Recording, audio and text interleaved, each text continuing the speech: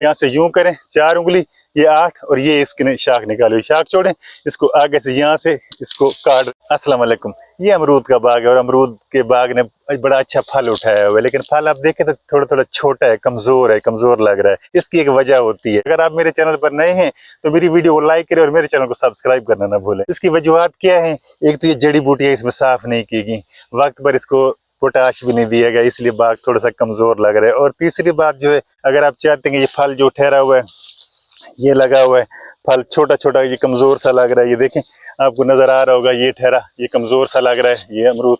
अब ये क्यों कमजोर है? इसकी एक वजह, अगर आप चाहते हैं कि इसकी नशोनुमा ज्यादा हो, ये मोटा फल हो जाए, उसके लिए आपको एक तरीका करना पड़ता है। वो तरीका ये होता है कि बागबानों को पता होता है, लेकिन फिर भी आपको बता रहा हूँ, समझा रहा हूँ कि इसकी फिर इसको काटना जरूरी हो जाता है, इसकी छांटी जरूरी हो जाती है। और वो कैसे होती है, उसका तरीका क्या है, वो मैं आपको बता देता हूँ। यहाँ से शाख को पकड़ें, ये यहाँ पर फल लगे हुए, अमरूद लगे हुए, आपको नजर आ रहा होगा।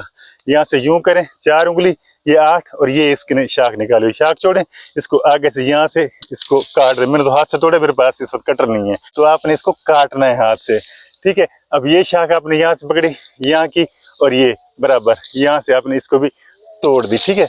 अब ये जो पीछे फल रह गए, ये वाला रह गए, ये वाला रह गया, और ये शाखें रह गई जो इसके पीछे है, ये वाली।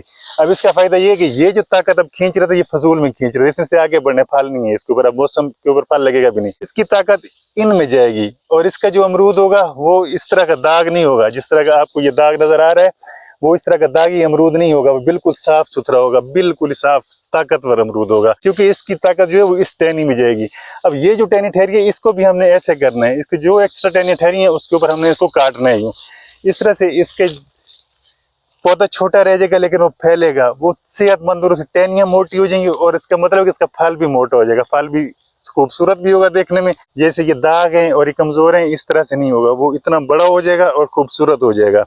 इस तरह से इसका मतलब है कि इसका आपका पैसा ज्यादा बनता है, पैदावार ज्यादा होती है तो पैसा ज्यादा होता है। ये पैसों के लिए, रोजी के लिए करते हैं, तो फिर इसमें अच्छी रोजी कमाने का थोड़ी सी तकलीफ करें और अच्छी रोजी कमाएं इसमें, ना कि हम कहें कि बचत नहीं होती है, बीमारी खा गई। और दूसरी, ये जड़ी बूटियां होगी हैं, इसका खात्मा ना किया तो ये उजड़ जाएगा, ठीक है। इतनी जड़ी बूटियां बहुत ज्यादा मिकदार में, इसकी सफाई की जाए, बिल्कुल इसको साफ कर रखें। इतनी तादाद में जड़ी बूटियां ठहरी, सारी ताकत इन्होंने खींची हुई है, तो ये क्या आपका बाग उन्हें देंगी।